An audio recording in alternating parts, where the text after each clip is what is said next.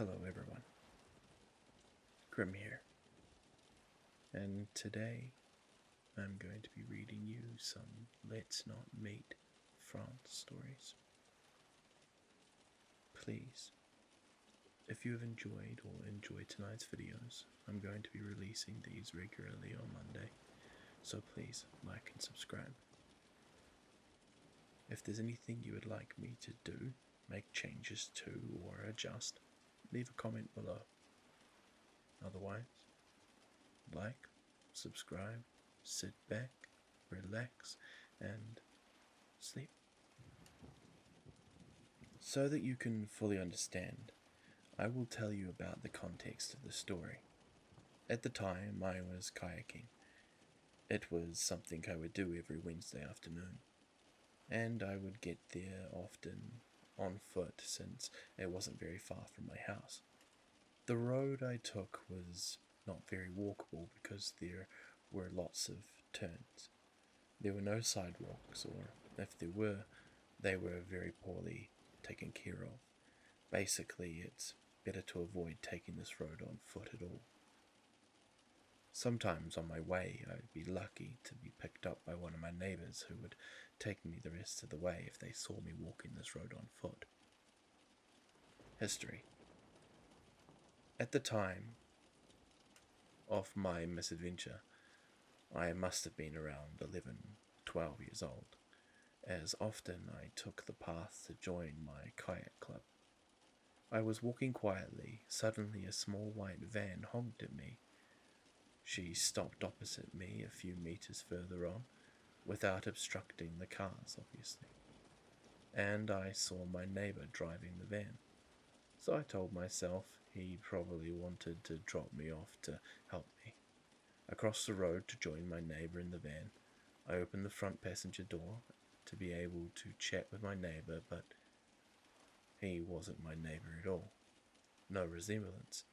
The person behind the wheel was an old gentleman, a little coated with, if I may say so, a very large bald spot and slightly worn clothes. That's when I felt a little pain in my stomach, like this is my brain trying to warn me that something was wrong, that I had to leave here as quickly as possible. Most people would have already closed the door and run away, but not me. I was frozen to the ground. I couldn't move, and the gentleman who saw that I was not speaking started a discussion. He started asking me if I wanted him to drop me off. I told him it was a nice offer, but that I could walk alone. I started to leave, but he asked me the question again, insisting a little more, and in the end he had to insist 3 times. But it wasn't over, obviously. He started asking me questions about my age, my height, my weight, questions about my college, my relationships with my friends, if we get along well or not. He asked me where I lived and if I was single. Well, after 15 to 20 minutes of questions, he finally stopped and let me go. To go kayaking, I took a big detour and only took pedestrian paths and called a friend who reassured me. Once I arrived at my club, I started crying again. I cried on the way. People talked about it, and the club called my parents, and we went to file a complaint. Later, I learned that several reports were made by several girls, and this corresponded roughly to what I had said. And after this event occurred, I heard a little bit more about this gentleman. Apparently he had been having fun going around the different colleges in my neighborhood, trying to pick up girls in his van. Moral of the story: don't get in strangers' cars. And yes, above all, remember the license plate, which I didn't think to do. P.S. I don't know if I told my story very well. When you read it, you might think it's nothing, but I was really scared at the moment. Anyway, thanks for listening to my story, and I'm sorry for any spelling mistakes.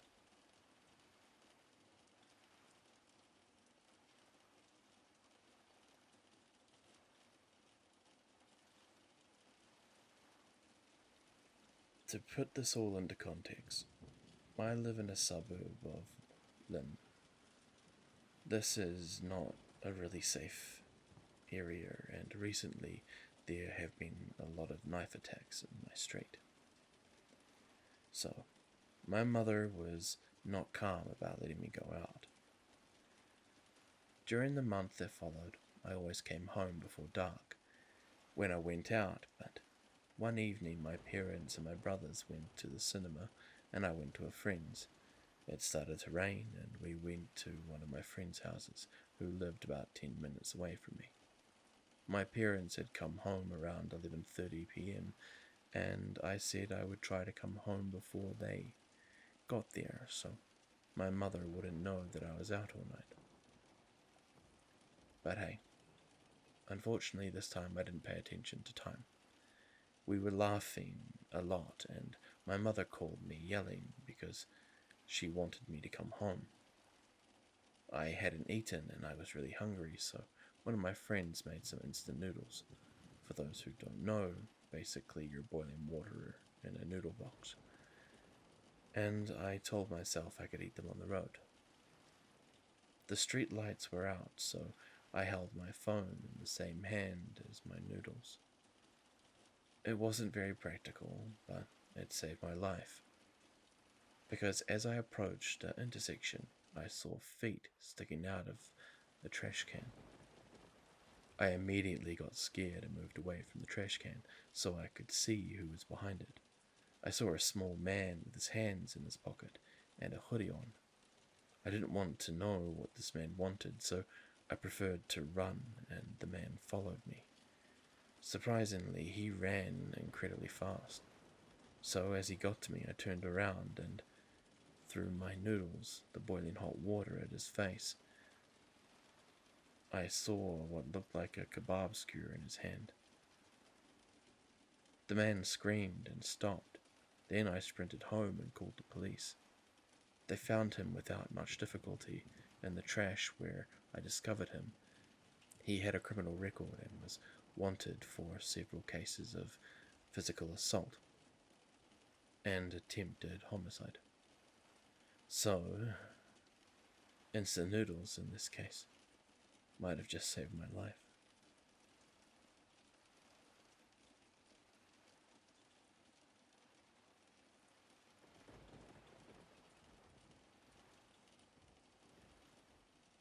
I am 20 years old and I work at a Burger King in a small town.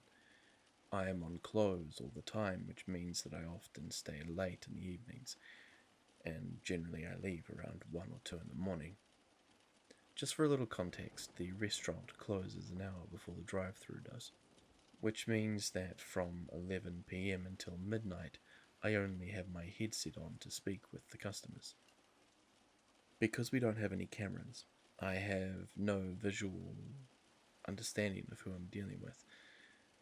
The only way I can tell anyone's there is by this small sound coming from the terminal, which alerts me when there are people or passengers present. Please note that once this ringtone is activated, all the sound is transmitted to anyone wearing headphones in the restaurant, even if no one answers you. So at midnight the drive-thru closes and I go out to pull the flag to block potential cars that may not have seen the timetable. The drive-thru of my restaurant goes through the back of the building where the service door is, and through where I have to enter. Except that when I approach it, there is a silhouette in the dark waiting for me. At first, I'm not stressed because it's a normal joke that one of my former managers told me about. So I assumed it was them hiding in the dark to scare me. But then I remembered that my manager, who we'll call Arthur, is on break, and that I saw him through the windows of the drive-thru, which overlooked the room, and realized that he couldn't have crossed the restaurant so quickly. The man starts to walk forward, and since the drive-through is no longer lit, I can't see his face. Seeing him get closer and closer, I decide to move back into the famous window so I can see Arthur and so that he can see me. But he has his cell phone on and does not notice me, and the man is getting closer and closer. So that we're clear, because I don't think I'm being very explanatory here, at this point I am outside of the restaurant. So with that in mind, I remember that I can activate the terminal by standing in front of it without the person knowing that my manager will hear what is happening. So I stand in front and I hear the ringing in my headset, which means that from now on Arthur can hear me if I don't move from the placement of the sensor. A few seconds later, I hear Arthur's voice asking me what I'm doing, making the alarm go off on the terminal because it makes a ring and it's very annoying. After several seconds of no response, I hear the back door of the restaurant open and I see my manager come out. He's holding his cell phone with his light on. The man is now stuck between the two of us. He runs past me screaming, pushes me to the ground and disappears into the parking lot. About 5 minutes later, a car crashes into the main door of the restaurant. At this point, the only thing we can do is call the franchisee, Marie, to find out what to do, and she told me to wait until she arrives and that she'll call the police then. In the end, they were looking for a teenager who had escaped from some pediatric ward of the hospital next door. Mary arrived a few minutes later and gave them access to the surveillance cameras. In the end, he was found at the station a few meters away. We got news a few days later. The final explanation is that he saw me going out and said to himself that he could steal my cell phone, which unfortunately I'm not even allowed to have with me when I'm working anyway, to call his girlfriend and have her come pick him up. Marie refused to show me the surveillance videos, but she told me that I had been very, very lucky that evening. The cameras have night vision, so you can see everything. It was a scary thing that happened to me, and it was something, unfortunately, that only happened a little over a month ago.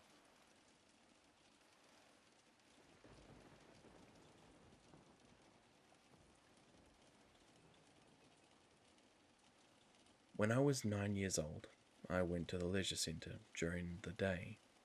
It was summer holidays, and my father came to pick me up in the evening. It wasn't unusual for my parents to come in a large main room, so one day I see a man around 40 giving kisses and hugs to a 10-year-old girl.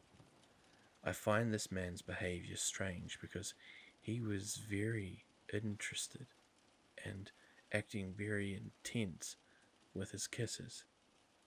I asked her if she knew him, and she tells me yes, so that reassures me a little bit, but a few days later he starts doing the same thing to me, except I didn't know him at all. One morning I'm sitting on a bench in the large room next to a machine. I see him arrive and chat a little bit with her. Then he tries to caress my cheek, but I instantly pull away and say to him to leave me alone. Then he steps aside, raising both hands to the sky. The host next to me asks me what's going on with this gentleman, and I explain to her that this complete stranger has given me lots of hugs and kisses. She takes me to the centre's director's office to explain the situation and physically describe the man. A few days later, I see him again in the distance in a corridor in the centre, but he changes direction as soon as I turn my head towards him. I haven't seen him since, but I have no idea who he was or what he wanted.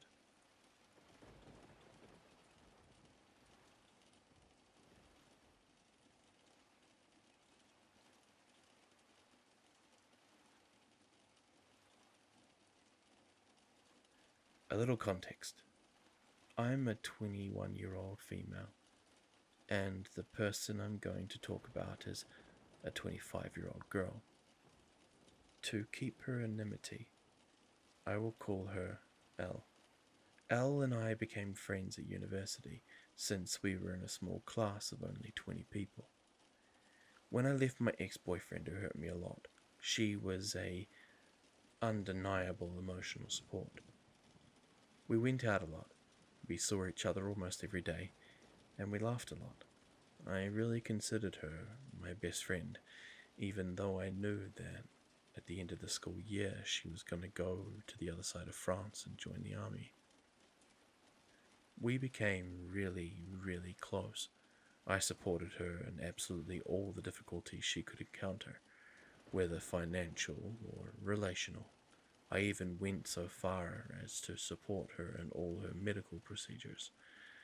She also suffered a lot from psychological problems and was prone to anxiety attacks due to complicated family relationships and trauma, which added to a truly debilitating ADHD, which basically made her life impossible. The heart of the story goes back to last summer. At the time, I was going through, and still am going through, very severe depression. By the time of our second semester's exams, I was literally breaking down. I had dark thoughts and self-destructive behaviors.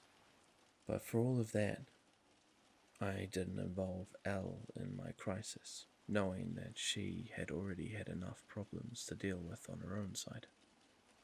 I didn't involve our other friends either, because we had formed a sort of group where everyone knew everyone.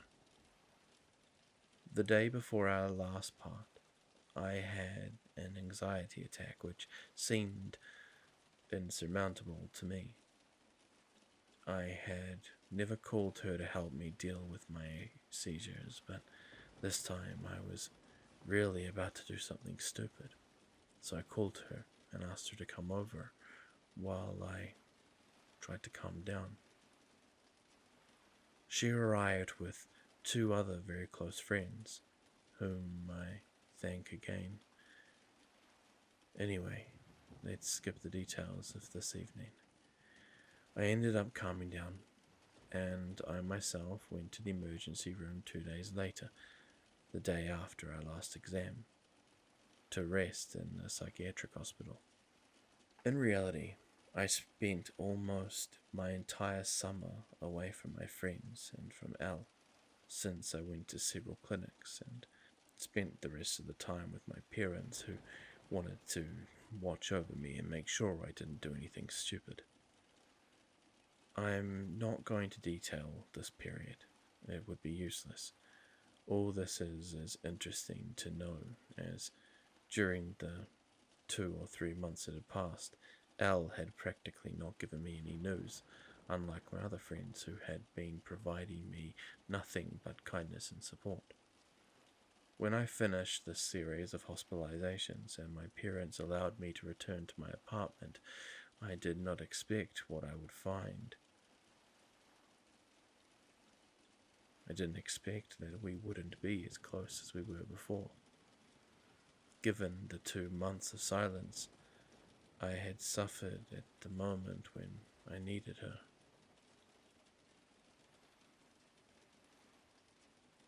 I was surprised to see her the day of my return at a surprise party that my friends had organized to celebrate my return. I was moved to tears seeing them all again.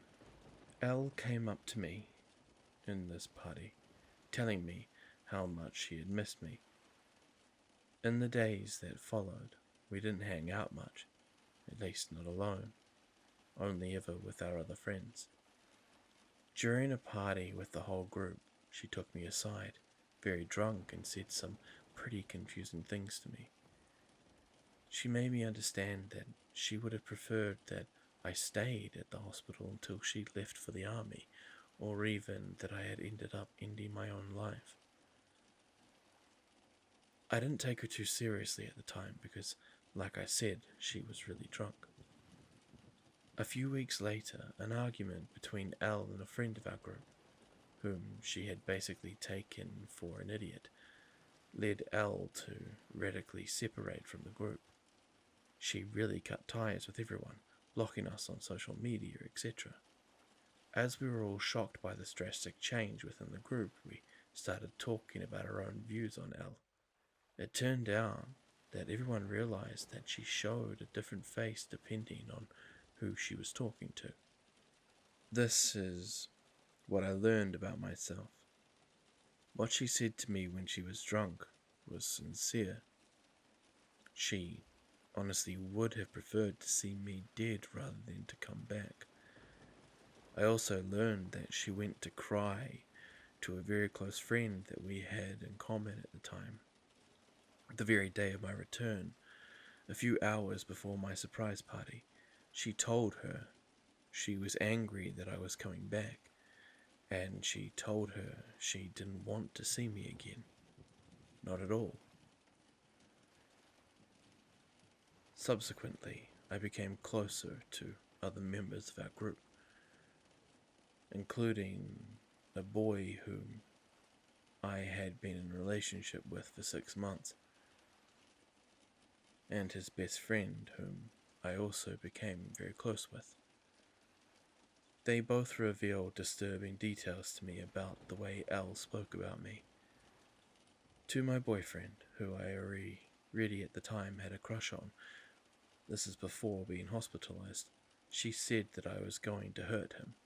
She encouraged him to meet other girls, but my boyfriend already knew me well enough that she could not really invent a different personality for me, especially one that I didn't have. My friend, on the other hand, had only known me for a short time. Elle took the opportunity to tell him a whole bunch of lies about me, describing me as someone who was always looking for attention from others, who had daily and unmanageable tantrums. Someone who was mean and selfish. She hated me, pure and simple. She also went on to say that my addiction to self-harm was something I copied from her, since she told me about her addiction before I told her that I shared the same problem. This, in fact, was something that was the most untrue, as the opposite happened. I told her about my issues with self-harm before she even made mention of hers to me. Looking back, I realized how much she hated me and wanted to portray me as a manipulative and hateful person, hungry for attention. The worst part of it all is that while I prayed every day that her problems would be resolved, she, on the contrary, wished for my downfall, my death.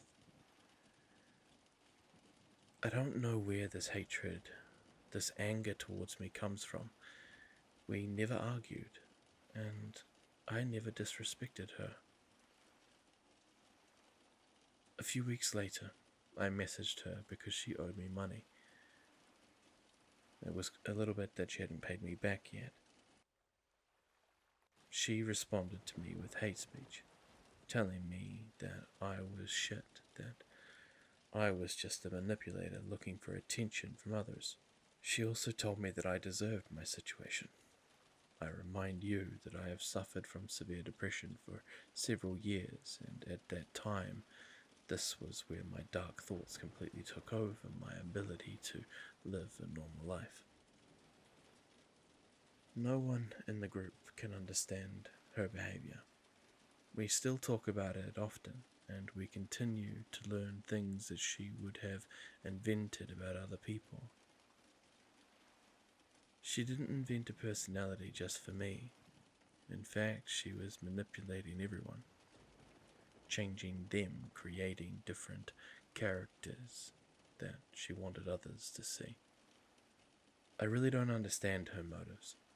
I could detail every moment that I realized that she was lying about her entire life, but that would just take forever.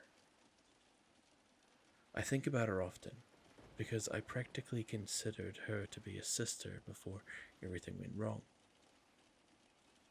All in all, this situation makes me really uncomfortable because I feel it has messed with everyone's brains and hearts, and that if it hadn't been for this argument between my friend and Elle, we would probably always be under her influence, without suspecting that she was inventing stories that never happened in order to promote herself, to show herself as someone ethical and understanding.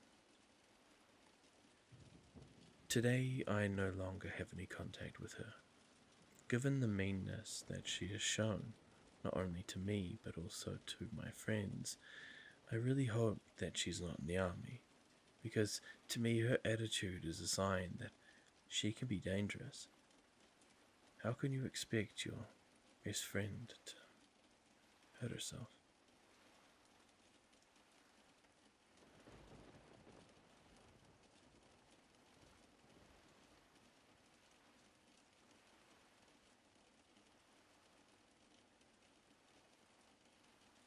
This is not something I normally do, but I just read one of the comments to this post, and I think everyone could learn from it. So, at Cat in Middle Earth wrote to the OP, "You have to realize that there are truly bad people, and she is one of them. Elle obviously loves to show chaos around her while being the master of the game. Perhaps when you think about it, you will remember behaviors that may have seemed trivial to you, but which are actually revealing. Be happy to be rid of this poison. In any case, there is little chance that she will join the army, or she will be fired very quickly. They will never keep such a profile, which can be a real danger on a mission. Take care of yourself. Depression is nasty, but it can be overcome. You are very courageous, and I admire you having decided to put yourself in hospital. And another thing, be sure to talk to your friends, your boyfriend. It's commendable not to want to put the weight of your illness on their shoulders, but assure them that they have the right to tell you when it happens. Is it too much for them? You are not a burden, just a human who needs to be helped and supported. There is no shame in that." I just want to add, just so everyone knows, it's Grim here, that this is a very valid statement. There are bad people in the world who love to stir the pot, cause chaos. You won't know that they're doing these things until it is either too late or some things trigger you to realize that there is more to them. But that's not a bad thing. You're allowed to be blind by your kindness. Just make sure that your kindness doesn't hurt you in the long run. And also, as they said, depression is a horrible thing. And it is something that not everyone can overcome. But there are so many people out there who care about you. So reach out to them. You're not a burden. And I love that statement that they said here. You're not a burden. You're just a human who needs to be helped and supported. That's so beautiful. And so true. Okay. Sorry for the interruption. I'll get back to reading.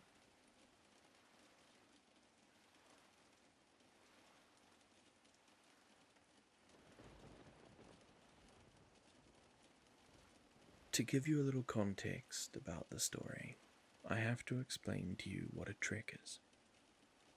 It is an activity that involves hiking for a few days with a map and a little money. For sleeping, it is common to go door to door, to sleep under the stars on private property in order to have access to clean water. There is no question of breaking into a home, but simply being able to invest in a garden, a field, or a pasture. I participated in a trek when I was 16. We were 3 teams traveling in the same region, but with different itineraries. My team and another had the same loop, but one of the teams was going in the other direction to avoid us following each other. Our route takes place on a loop of 3 villages: a starting village, village A, village B, starting village. My team is made up of 8 boys, aged 15 to 16, who I knew well. When we arrived at village A, we had a problem finding a sleeping place. We considered sleeping at the park, but the organizers asked us to sleep in a private property to be sure that someone knew of our presence. We finally found a field to sleep in. The next day we arrived at village B around 1 p.m. After the meal we decided to find a sleeping place to spend the night. The theory was that the earlier in the day you go, the more likely you are to get a venue. But after an hour or so of searching, the group splits up. Some prefer to change cities to try their luck elsewhere, while getting ahead of the next day's itinerary. The others, including me, thought that today's walk was sufficient, and that we should continue to search in Village B. However, there are 8 of us, and the vote was 4-4 for knowing what to do. So, we gave 1 hour to find a place for this evening for those who wanted to stay, in case they didn't find a house. The whole group, had to hit the road again, so I participated in the house search. We came across a rather atypical character. His name was Teddy. He considered himself an artist. He lived a fairly simple life, helping the locals and decorating the city's walls with wooden panels and paintings. He entrusted us with his house and said that we could come and sleep at his place. Said that he's not there for this evening, that he was going to go see his friend who lived in Village A. At the time, I didn't quite understand what that implied. The group met at his house. We spent the end of the afternoon with him. He shared his artistic passion with us. To give you an idea, he likes to collect bones from neighboring rivers to make quite disturbing statues. His creations are not at home, but in his workshop, fortunately. Before leaving, he told us that he didn't have a key to lock the door, that he lived like Indians, and they didn't close the door to their house because it was like locking themselves in with death. We have to open to the world. It was at this point that we began to understand that we had made a mistake, going back to his house to sleep there. To summarize, we are 8 young miners in the house of a 40-year-old who was absent that day without having the possibility of locking himself in. Let's move on to a quick description of the house. It was a tiny kitchen, a bedroom and a bathroom. The ceiling was abnormally low, around 2 meters. The air was hot. We could feel humidity in the air. The smell was close to a room that had not been ventilated for a week. The decoration was cosmopolitan, to say the least. There were scarves with various patterns on the wall and ceilings, a series of primitive art wooden sculptures, a series of posters, books, and pornographic DVDs. The atmosphere was heavy, but at the time we especially noticed that There was a TV, something to cook, and above all, something to take a shower in. The evening was going rather well until one of us trips over a bag and hits a piece of furniture, which causes a sword that was stored between the piece of furniture and the wall to fall. Seeing the sword, one of us had a panic attack and locked himself in the bathroom.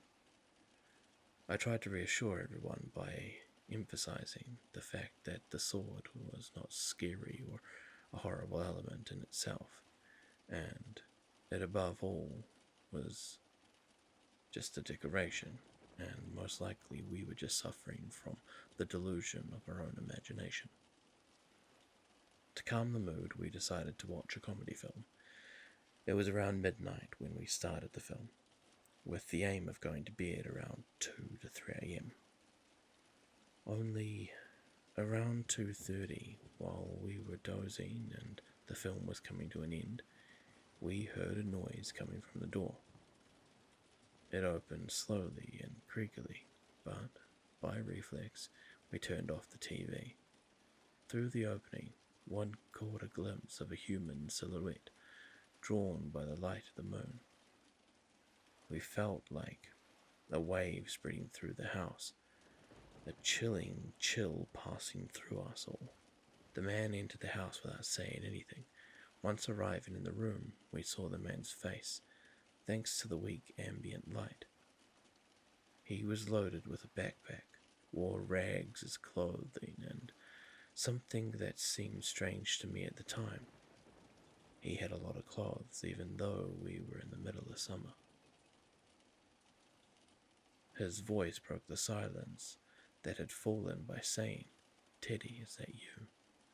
At that moment, I had mixed feelings, reassured that he was talking about Teddy, but afraid that he was there, in front of us, in the middle of the night. The one who had the remote control then said, "No, Teddy's not here. He has given us his house for the night." So the man replied, "Okay, I'll come back tomorrow around 6 a.m. He then left without saying anything else. The second he left, we all came together to figure out what to do.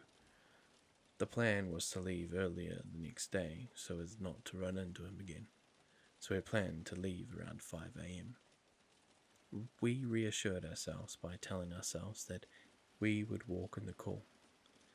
As for the night, I was asked to keep the sword with me to prevent it from being within reach of anyone who wanted to take it when we returned while we slept. A second stayed awake, a little bit longer than the rest of the group to watch the door. Fortunately, he did not have another break-in during the night we left at the appointed time. We arrived at the departure village. We reported all of this to the organizers. They were extremely angry that we had not tried to contact them all evening. We can put this down to an excuse of confidence on our part. Quick conclusion. Nothing serious happened, but it was close. We made a certain number of very risky decisions which led us to a rather horrific situation. You don't realize it until you experience it. But being surprised by a stranger in a place that you consider to be really safe, like a house, feels very weird.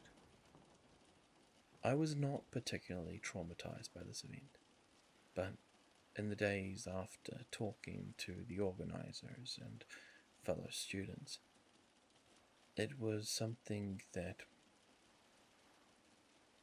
kind of now I reflect on and realize how dangerous and stupid our decision really was. We could have been victims of our own childish decisions.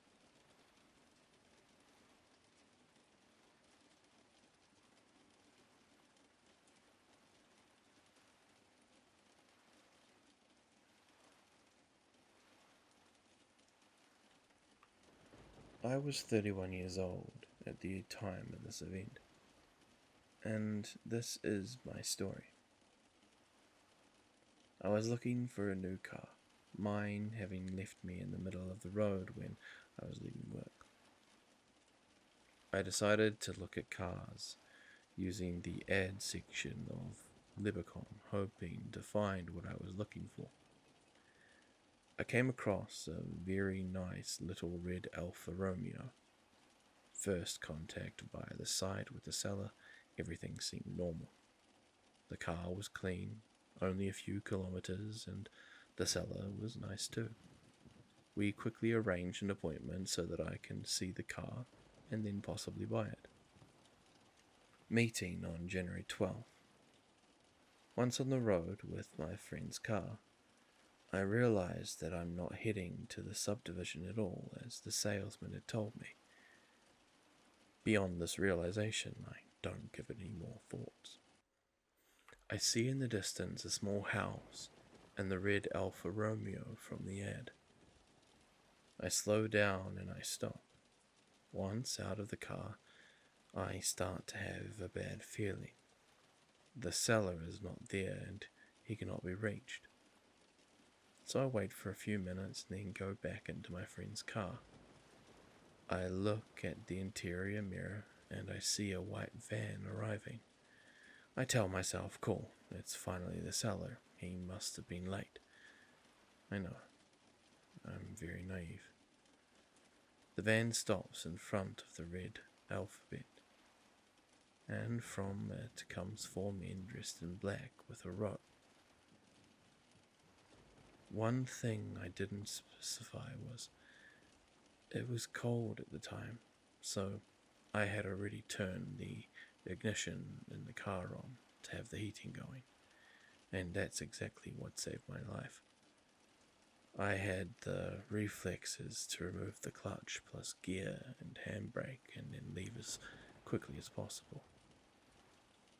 For the return, I preferred to take a longer route, just to be sure the 4 men hadn't followed me. The scariest thing is, once I got back home, I returned to the ad, and it no longer existed.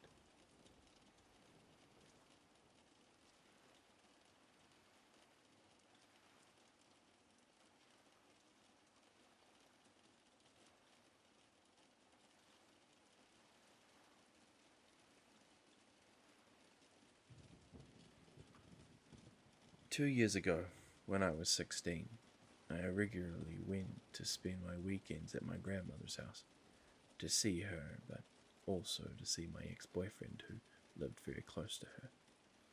My grandmother lives in a small village. She has a large house, but above all, a large garden.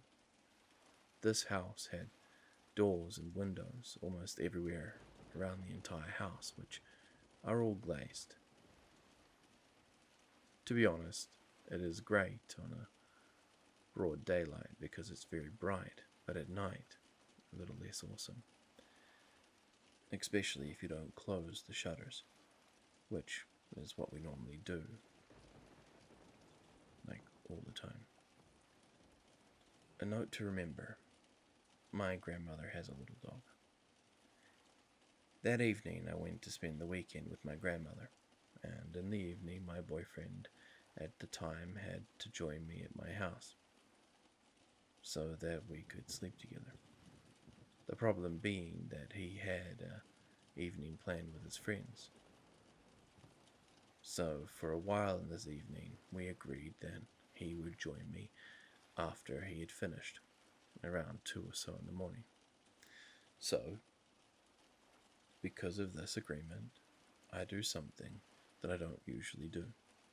I leave one of the doors in the house open without closing its shutters so that he can enter without me having to come and open it. The door was opposite my room. Yes, I was just being lazy. So around 2 in the morning, he sends me a message to tell me that he will soon be leaving to join me. So I tell him that I left the door open for him and asked him to lock it when he comes home. I go back to my activities and watch a video while waiting for him until I hear the door handle turn. a sign that he was just arriving.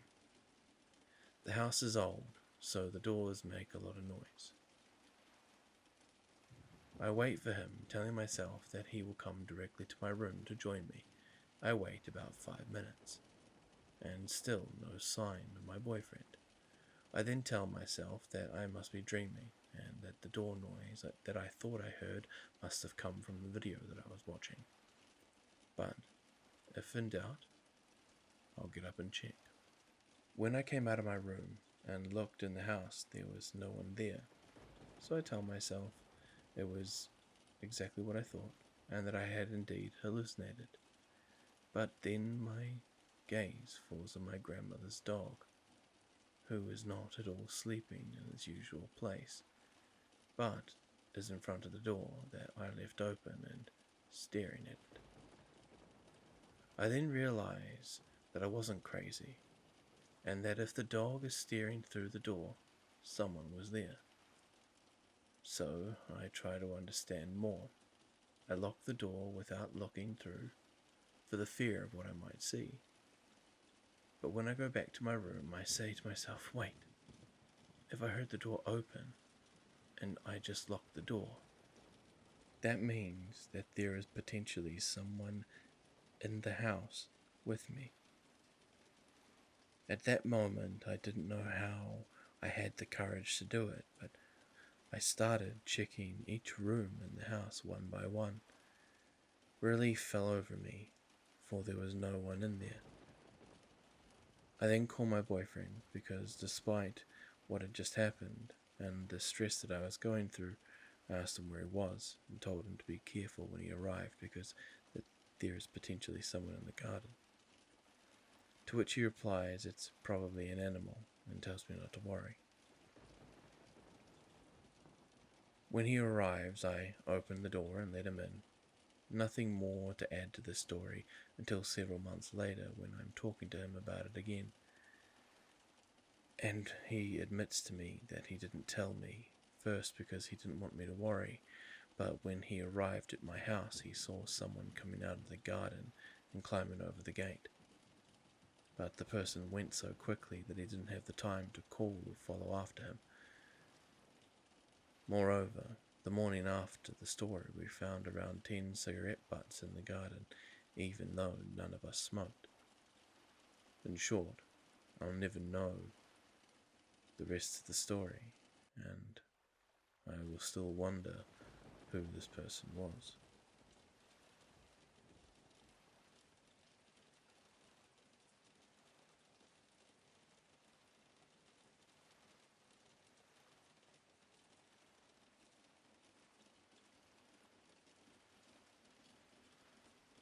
Hello. This story takes place 2 years ago. Context. I had just moved in with my father. I was 13 years old. I slept every day at my best friend's house because I wasn't comfortable at home. One day my father asked me to stay to help with the move. I went with my best friend named Maylise. That's not their real name. And she is still my best friend. Some history. My father separated from his girlfriend and she kicked us out. So we took my dogs and my kitten and we gave them to a dog and cat sitter as we were in a hotel for a week. Anyway, when we arrived, the owner's family was there to welcome us and told us that if any documents for Natalie arrived, we should just ignore them. I discovered my room in which there was a mirror hanging on the wall next to my dresser. Please note that bit carefully. The first week my father worked night shifts, 9 p.m. to 5 a.m, so I slept with my dog because once we moved in, we picked up my dog and my kitten. I was on my computer when I felt someone was watching me, but I was alone with my dogs and kitten. So I told myself that my dog must be looking at me, and I didn't pay much attention to it. I always went to bed with this feeling of being observed. It happened every day of the week, until the weekend when her mother and my father met to let me sleep at their house. The teenagers that we were, we didn't go to bed straight away. We discussed the week that had passed, and I explained to her how I felt that someone was watching me, and of course, she made fun of me. The next day, my father asked us to come and help him carry furniture because he couldn't do it alone. So we went there and slept there in my room. Strangely, my friend also felt as though she was being observed as soon as she arrived, and she was afraid of my mirror. But we played some Call of Duty, helped my father, doing all of the moving, etc. When we woke up, my friend explained to me that she had heard a woman crying behind the mirror in my room. I didn't believe her, and so we had lunch. If I can remember right, that in the afternoon we went out with my dogs after we had played with them in the room. Once we returned from the walk, we started playing again, and I accidentally threw one of their toys and hit the mirror in my bedroom. What we found behind the mirror was terrifying and is still freaky today. Inside, there was a camera that was hidden, facing my bedroom. I could see words written on the wall that appeared to be signed by this famous Natalie. What I could make out from these ritual type writings is that this girl had been there practicing sexual rituals in my room. I told my father, who called the owners, but no one answered. So we decided to move. Sometime after leaving this house, we settled in the street below my friends. Nothing strange, but a phone call from an unknown number shocked us. It was a woman who said something like, "Dies will go."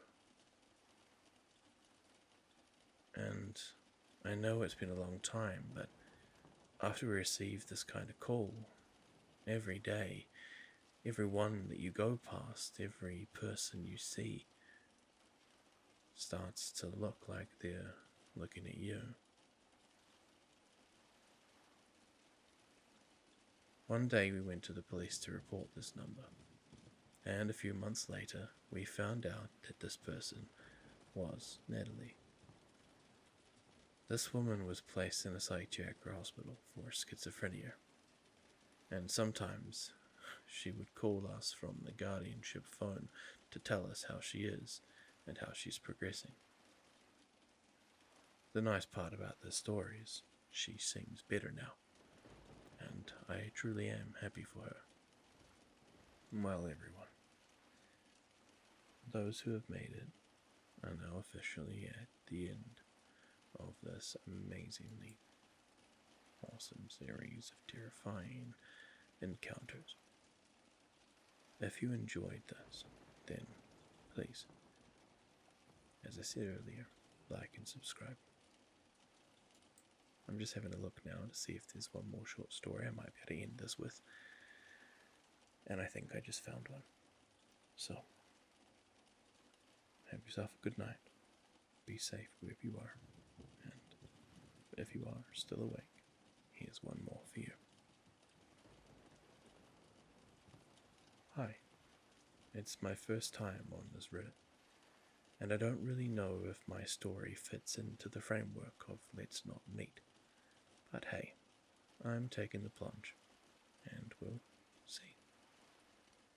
So this story happened when I was 12. I'm about 15 now. I was on vacation with my grandmother, and at the time I was really into horror threads. Funny stories, scary films, etc. It's still very much the trip, in fact. So during the day, it was fine, but at night sometimes I was a little stressed, especially since my room at the time was quite old, namely the total dust carpet, bed with flowery sheets, and above all a wooden wardrobe. It was nothing to do with the story, but basically every evening I was in a great atmosphere. And so that night around 6 a.m., yes, for me it was the middle of the night, there were slight rays of light filtering through my shutters, and I heard the door creak. Always more in the atmosphere. Someone comes in a few seconds later. You should know that at my grandmother's house there's only one computer, quite old with a big box that takes up space, and that this was set up in my room. So it is not uncommon for my grandmother to come and check her emails around this time, waking me up in the process. This time, however, whoever it was came in, didn't go onto the computer. They stopped, turned to my window, and stared at my shutters. I don't know how long they stayed there, but I know that at the moment I'm starting to feel more and more stressed. I'm trying my best to see the silhouette of the person, but my duvet is on my head, and unfortunately that means if I move, it moves. And if it moves, then whoever this is will know that I'm awake. I can only glimpse at the silhouette, which doesn't really resemble my grandmother. My grandmother is rather small and quite plump. All I can tell is that this person seems to be facing away from me, as I said, towards my shutters. I tell myself that this individual is rather weird by standing there and staring, and my heart starts to speed up, slightly getting faster and faster. I start thinking to myself things that you would normally do. What if it turns out that this is a psychopath? What if I'm the only survivor? What if I'm not the only survivor? Fortunately, he can't see me, thanks to my duvet. In short, at this point I am extremely paranoid, and I hesitate to act. Due to this hesitation, about 20 minutes goes by, and the silhouette just quietly turns, walks to the door, and closes it behind them. So from there, I hide even deeper under my duvet and wait until around 10 a.m. to leave the room. I clearly fell back to sleep, to be fair. It didn't quite traumatize me. It just had a big burst of pressure that kind of overtook me, and the rest of my day passed by normally. My parents came to pick me up, and we had dinner at the big table in the living room. At this point, I asked my grandmother. I asked if she realized how scary it was that she came into my room, and she just looked at me. She tells me that she didn't remember going into my room.